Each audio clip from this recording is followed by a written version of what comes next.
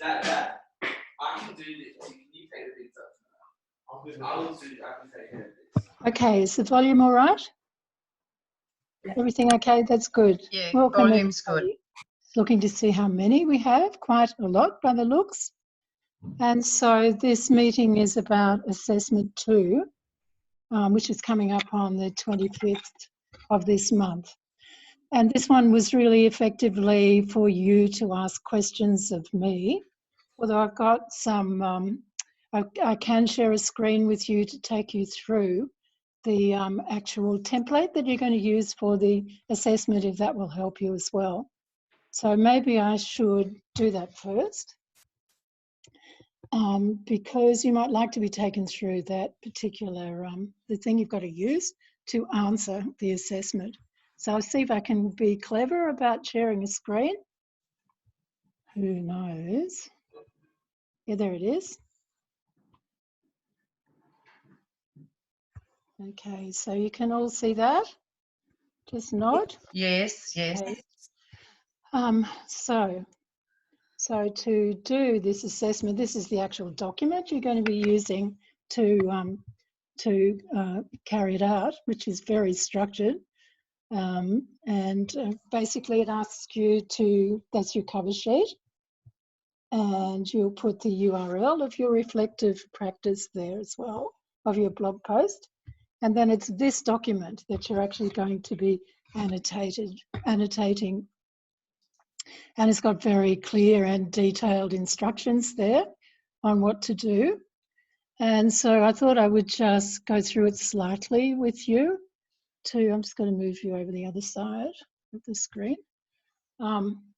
We don't know, really, do we, whether the Parkes High School library policy is a particularly good one. And the only way for us to find out that is to go through the process of comparing some of the ones that have been on offer for you. And they were the Barbara Braxton one and what was the other one? The You had 4 in it. One, which is particularly good, and the one from St Andrew's Cathedral.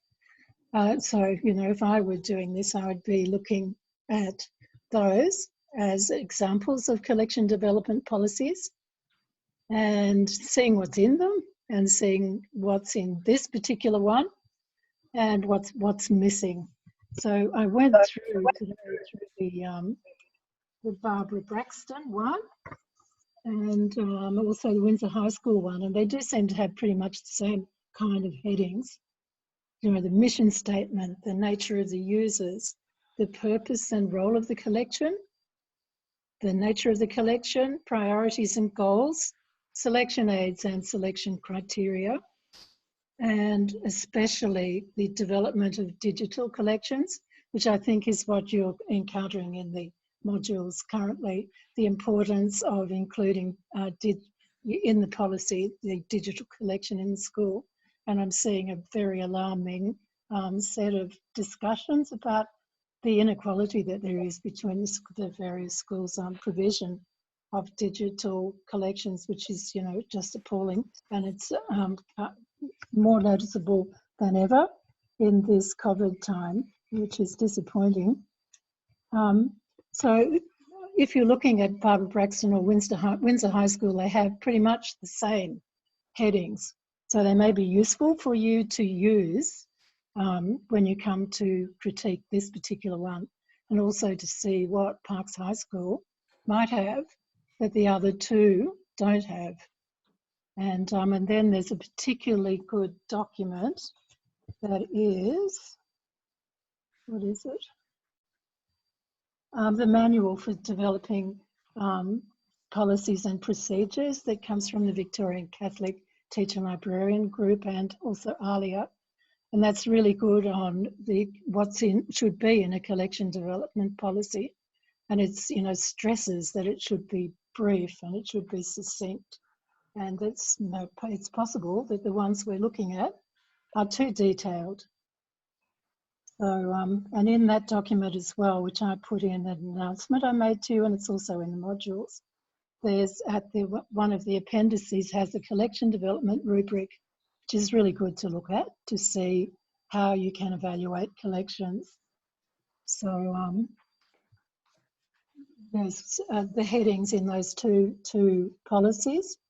If you just go through them, you'll see they're pretty much the same with some slightly different emphasis, in that the Windsor High School selection criteria were very extensive and very much differentiate between sources, whereas Barbara Braxton's ones were more general, but she did do a separate one for selection criteria for digital collections. And then there's all the other things that come up, like funding and acquisition, promotion, collection, evaluation, deselection, challenge materials. And then they both had some appendices, which are librarianship, teacher librarianship documents, like the School Library Manifesto and the School Library Bill of Rights, that you could refer to, in your response.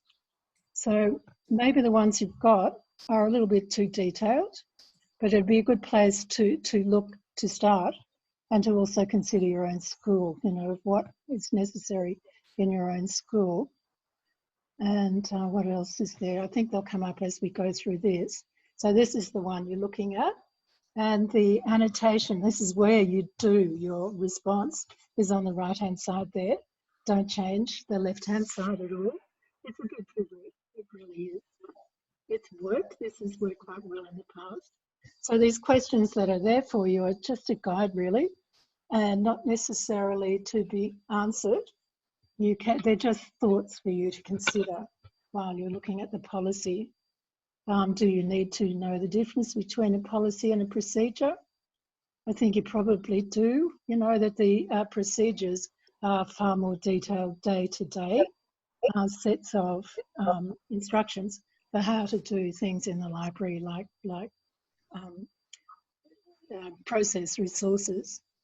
The question is asked there, what's the difference between a collection development policy and a collection management policy? And when I've taught this subject before in the past, people have sweated over that. And really, if you look at the assessment, it does not ask you to differentiate between a collection development policy and a collection management policy. I don't think it's particularly important. So then there are some are there any typographical errors in the text? Does it need an introduction or a rationale? Yes, it probably does, given that all the other ones do. This one does. Okay, and then the questions continue. Why is a mission vision statement important? What will you put here? How will you reference it? It'd be good to have some references. So, and then just going through the document. So the statements on the right-hand side are just a guide for you, really. Analyse each section carefully. Provide critical comments if you feel it's required.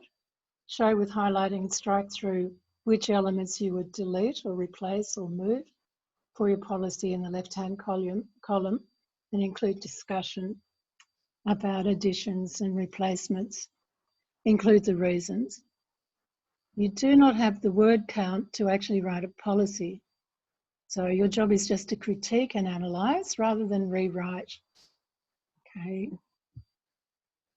And when I was looking through this today, I thought, turning over a new leaf, that was an unusual thing there.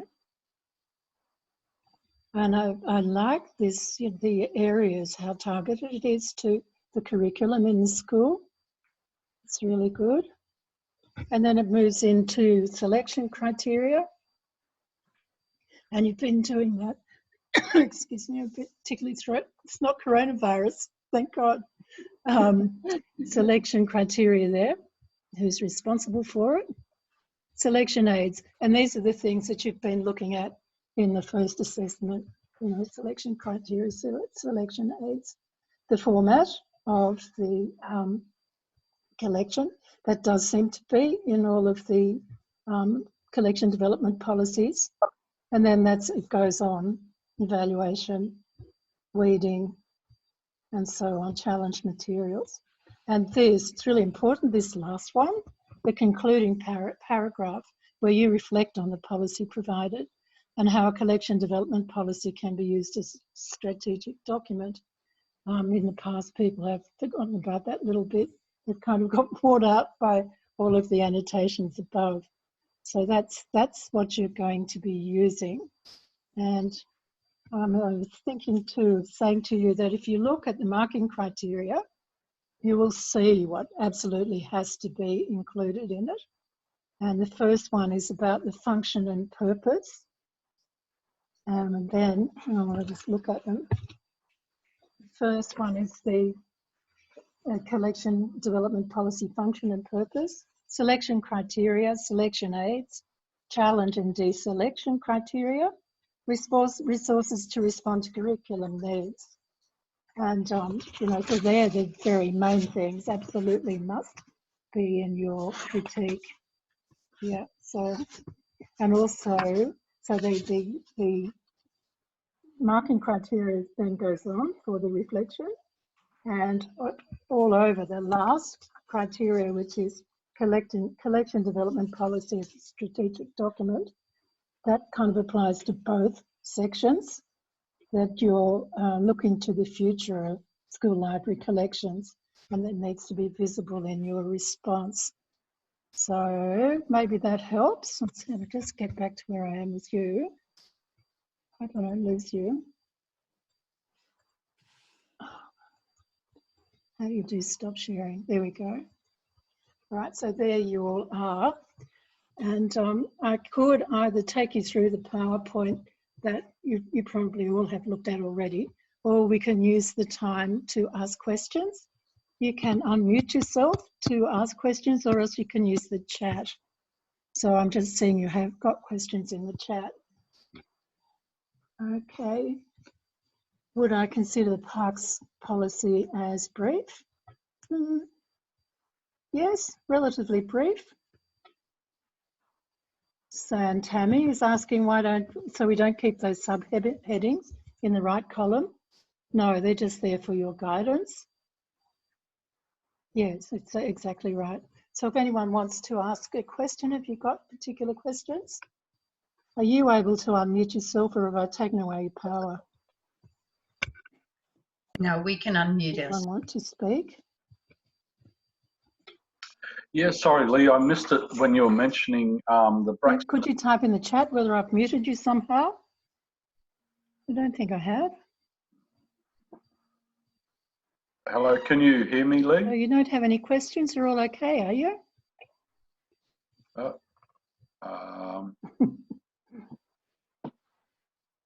Have you muted what can us, I do Lee? For you? Are you speaking, Meg? Oh, Val is speaking. Yeah, sorry, Lee. Can you hear me at the moment? You're mute. Hello, Lee. Val, are you speaking? I can't hear you. I am now. Can you hear me? No, I'll post the chat. I can't hear you. Why can't I? Oh. Hi, he is Okay, speaking. I don't know if you can hear me, but I can hear everybody else speaking. Yeah, we can hear you. Yep, I can hear you. Yeah.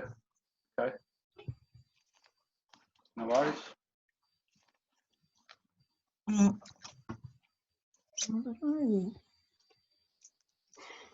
Maybe Lee's got headphones plugged in. I can't hear. Has anyone got any suggestions? I'm sorry, I'm new to, relatively new to Zoom. Not so new as I was a few weeks ago. How annoying.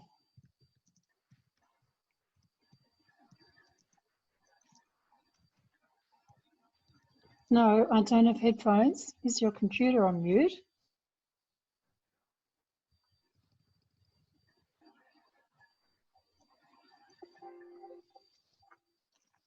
Someone speaking? That's better. Someone speak. Hi, Lee, it's Kath. Can you hear me? I can, Ray. Oh, good. I think it's working now. We can all hear each other. So if you can, it should be right now. Okay, that's cool. I don't know what, it was just down a bit low on the speakers. Yep. Okay, go ahead. Oh, sorry, Lee, I might have missed it. The Windsor and Braxton policies, where do we find them? Oh, they're in the resources section. are. Yeah, they are, yes. Yep. Right, I'll go and have another look. Cool. And they're also in an announcement I made about a week ago about what I would do if I had this task to do. You should be able to find them in resources. Cool. Thanks. Yeah. Yeah, so it's basically just look at what's available, look at what the one you've got to annotate is like, consider your own needs in your own school and what you might do for how you would edit it. Okay, I'm just reading. Yeah, they're in the PowerPoint. Can we reference Braxton? Yes, of course. Why would you not? Has anyone got a reason why not? At the beginning of the framework where it says your title page, is this where we put our cover page? It is, yes.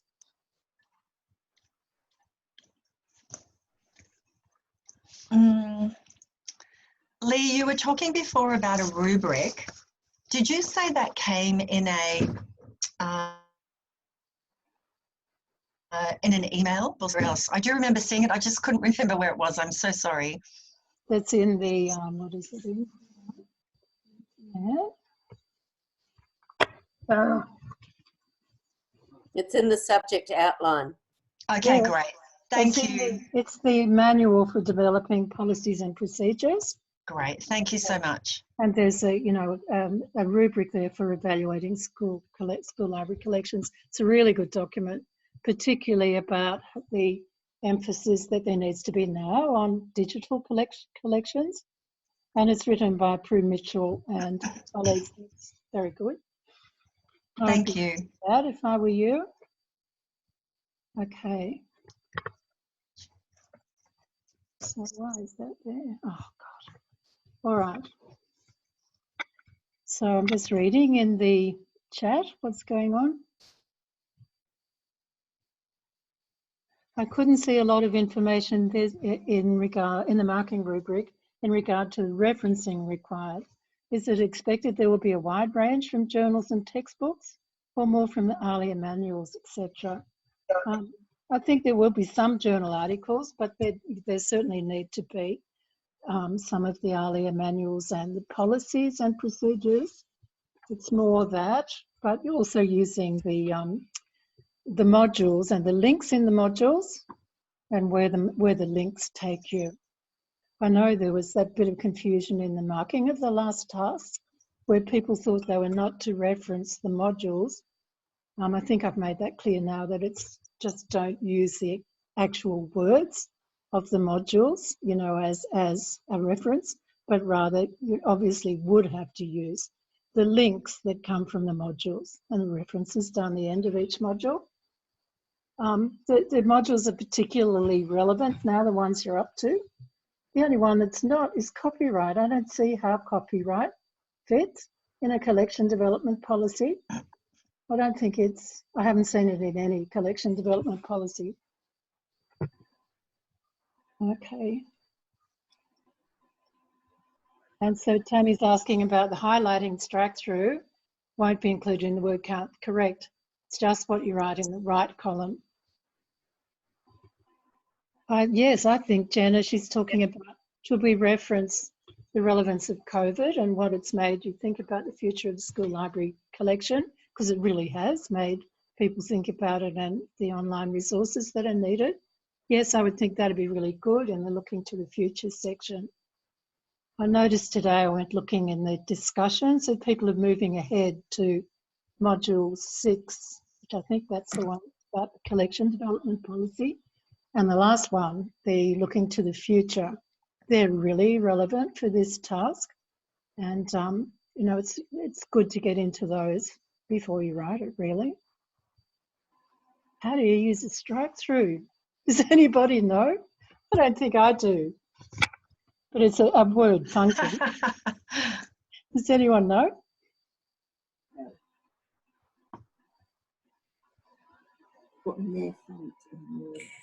Okay. You sound like you're underwater. It's just in the toolbar on Word. All right, okay. Lee, while I've got you, so the emphasis really is on not really rewriting it. It's just saying, I would, like, you know, this should be included in this part, this is not. And you've got to be really careful about judgments, haven't you? How do you sort of take that subjectivity out of it?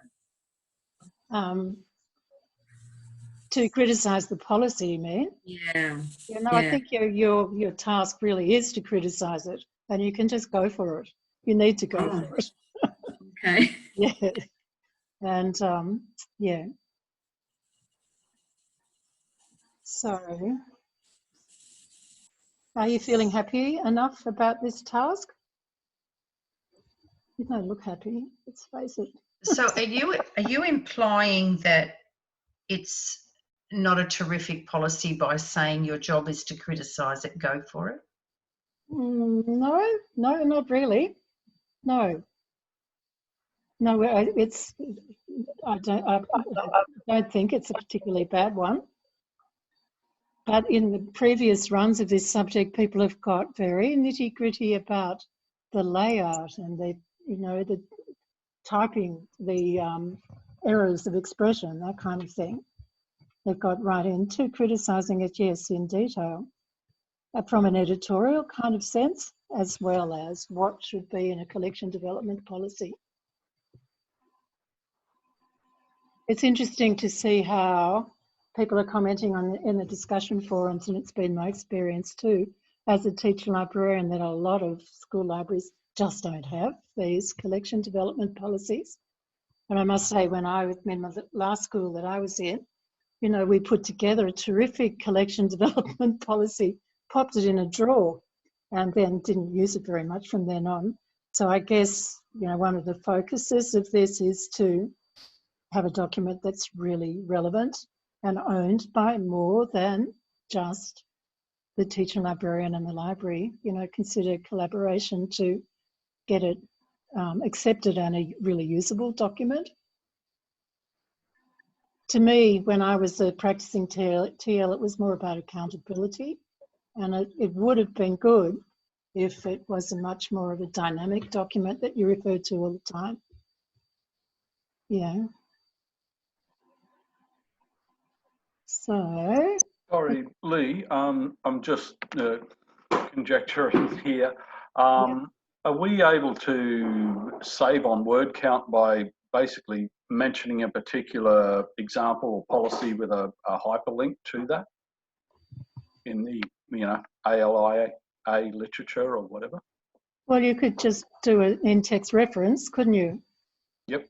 Yeah, that's cool. Probably a better way of doing it. Yeah. Okay, thanks. Okay. The meeting's being recorded. Yes, it is. Okay, anything else?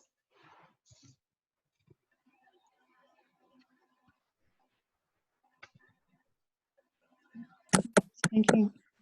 Yeah, Justine, did you want to say something? Oh, yeah, what happens if you've got to move, you know, and I'm not up to this, but what happens if you've got to move a whole section across a page or things like that? I can imagine that would be really messy, like from your point of view. Like in our head, we might know what we're doing, but how do we not make it really, you know, messy for you to understand what we're doing? If we've got to, you know, if for instance, we've got to move it from one page to the next, or... Well, I guess just with the use of insert page break, that kind of thing. It hasn't been an issue in the past. It didn't end up difficult to follow at all.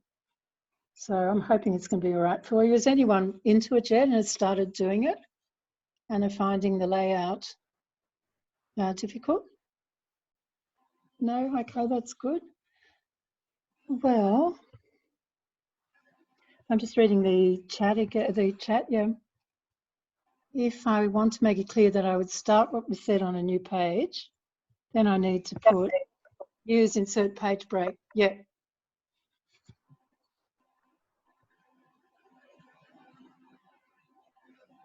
Oh, you could put, I think in your side, of the right-hand side, Julia, you could make it to single spacing, which would give you more scope. I wonder if we go back to the PowerPoint, I'm going to show you, take you back to the example that I had from another cohort. Do you want to see that? Okay. because otherwise I think there aren't a great deal of questions now. Where's the toolbar gone? Oh, there we go.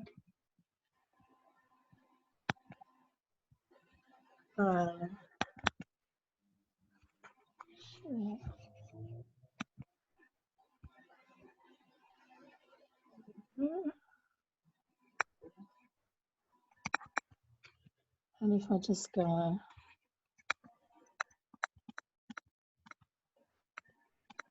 where is it? Yeah, this was an example of what it might look like. I may probably have seen this before, but it's you know, with that, yes. So this person has made it fairly easy for the market to deal with. Replacing headings with the purpose of the collection, and then she put underneath each of her headings a little paragraph that used some references and key references together. God, technology is getting me on there. So at the head of each section, you know, the purpose of the collection goals, she's brought some resources there together that you can see from the modules. And that's quite a condensed way of doing it, which is good.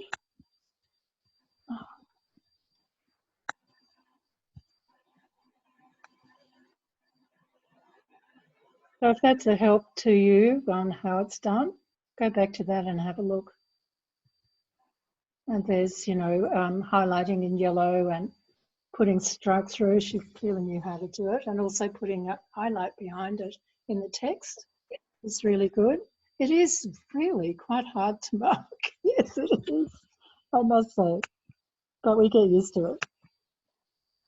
Okay, so did you want me to do anything more with the PowerPoint, or we just come back to the meeting?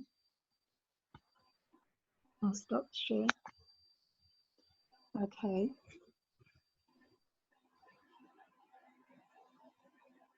So I'm just going back to your comments there. Tammy's questions are all answered. So we comment on what's good about the policy using references.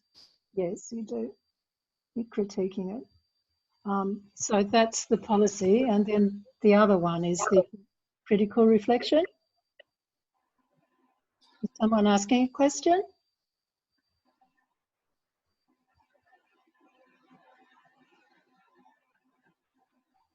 Or do I remember whether the example from the PowerPoint was high scoring? No, I've got no idea really, but it looks quite good. So the only other thing was the critical reflection. Do you have any questions about that?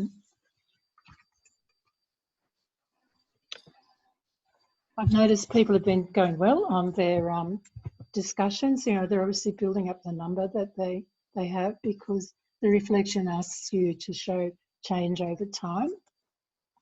How the subjects extended your knowledge and understanding of the role and nature of school library collections, the importance of a collection development policy as a strategic document, and how a collection development policy assists in future-proofing the collection.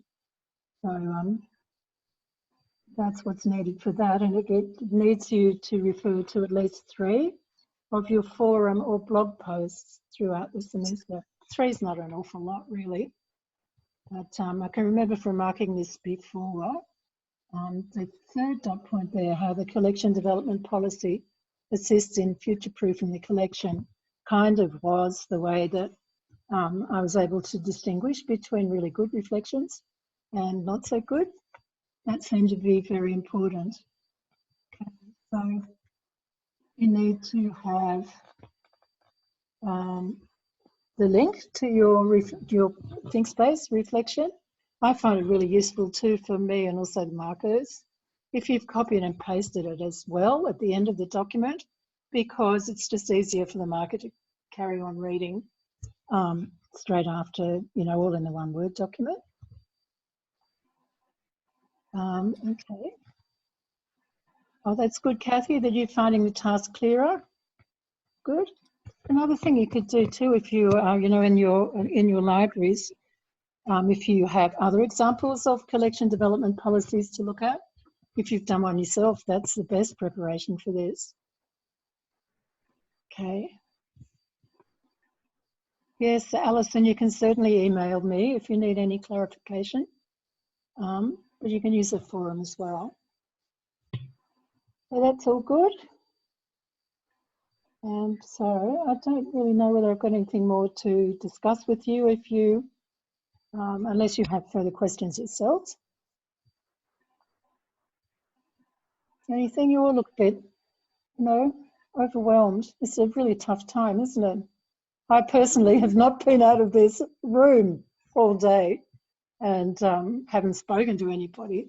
So you find that after a time like that, your voice is really weak. And that's what I'm happening. And this week I had a COVID test because I have a cold and was wheezing and so on. And the doctor recommended going and getting one. It was really horrible. I don't have COVID. Has anyone else had one? No. No. Awful, really, quite invasive up your nose. Who knew your nose goes on for so long? So far back in your head. Wasn't good. Lee, just in terms of that, in terms of COVID and the ensuing chaos that has erupted, I'm just concerned about like how much credence, I suppose, is put on the date stamping of the blogs and things like that. I know I kind of slipped a little bit in terms of keeping up with my blogs and discussion posts and that sort of thing. So just so long as you don't do them all at the end, because okay. it's really obvious. Yeah, that's right. That's right. Yeah, So. yeah. And really, when you think about it, it's not a great deal that you have to have. You know, it's three. Yeah. Three. Okay. Perfect. Thanks. Yes. Yeah, no, that's fine. Yeah. Okay, and you know that the extensions are not doable this time because we just run out of time, and because we have to put in the subject report quite quickly after the marking. But you're certainly open to getting a grade pending because we know things are pretty tough for everybody at present. They really are. Okay.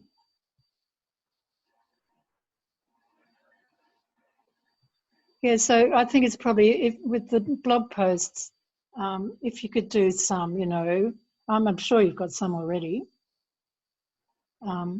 Do a few in the next couple of weeks. Just don't do them, you know, like the week before the assignment's due, which has definitely happened in the past, and it was really obvious. And I know you've got your 401 assessment to come in as well. But, you know, Charles Sturt is really open to grade pendings if you have to get them. And there've been a few already, not very many, maybe 3 from the cohort. So I think unless you've got anything else to ask or to talk about or anything, I'll leave it at that. Thanks, Lee. All right. Thanks very much, everybody. And good luck with the task. Thank you. Bye. Thanks, Lee. Thank you. Thank you. Bye. Thank you.